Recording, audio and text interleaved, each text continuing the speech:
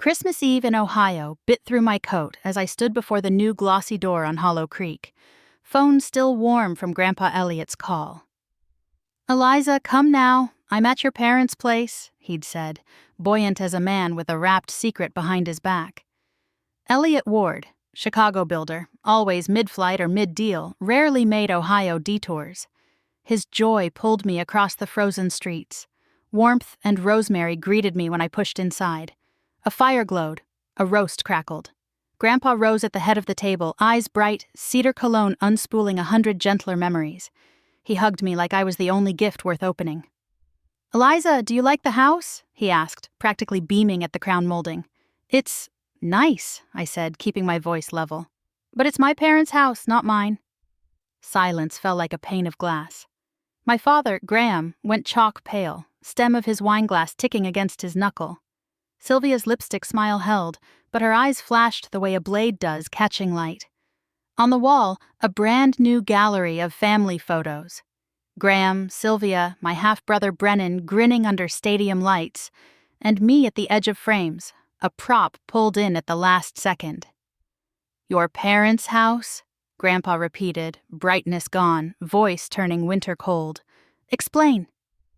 I glanced at Graham, waiting for him to find words that weren't evasions. He studied the fireplace stones like they held the answer. Sylvia leaned forward first. "Elliot, there's a misunderstanding. We're one family. The house." Grandpa didn't look at her. He watched me. He always had a way of making the room fall away until there was only truth. And truth, I'd learned, rarely arrived gently. "All right," I said, pulling out the chair he'd left for me. "If you want the truth, you'll get it, start to finish." I grew up in that town where everyone waved, and I learned early how love could be rationed. My mother, Dina, died the week I was born. Graham wore grief like armor. When he married Sylvia, the house rearranged around Brennan, bikes, trophies. For me, attic room, sloped ceiling, thrift store coat. "Be grateful," Sylvia would say. I worked after school, stacked shelves, saved for community college. When I asked about tuition, Graham said there wasn't enough. Brennan had potential. I didn't argue. I learned the hum of fluorescence and the click of a register that opened for everyone but me. Then the invitations started. Holidays, anniversaries, texts with punctuality baked in. Each time I brought small gifts that sat unopened while Sylvia performed gratitude for neighbors. And the photos, always the photos. "Eliza, scoot in," she'd say, placing me at the frame's edge. I thought they were trying to be kind. Turns out they were pretending for someone else. This Christmas, someone stood in their living room, backlit by garlands. Grandpa's eyes sharpened when I told him I didn't live here. "Graham," he said, 2 years ago, I wired you $400,000 to purchase a 3-bedroom for Eliza. I specified the deed. Where is it?" Graham swallowed. Sylvia reached for a script and found none. The gallery pictures watched us, a chorus of lies.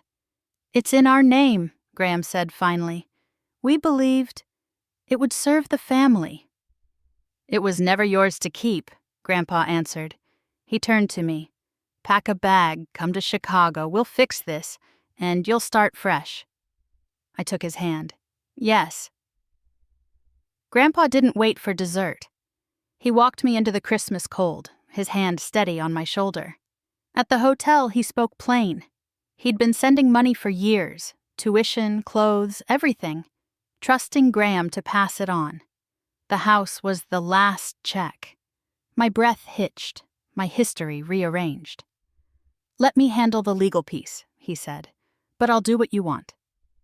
"I don't want a courtroom," I told him. "I want a clean start." We flew to Chicago at dawn. Winter sun stitched a new horizon outside O'Hare. At his home, a gracious place of lemon and pine, he showed me a room and a desk, and with them a future that didn't apologize. I slept like someone finally allowed to. Paperwork moved quietly. The deed was corrected, then the house sold. I enrolled in civil engineering, worked at his company by day, learning blueprints and budgets. Work made sense. A letter came from Graham in March, remorse in cramped handwriting. He wrote that Sylvia and Brennan had left, that he was trying to be decent. I answered once, "Be decent, then." It was the forgiveness I could offer without reopening the wound. Months later, Brennan stopped me on a Chicago sidewalk, thinner and unsure. "Help me," he asked.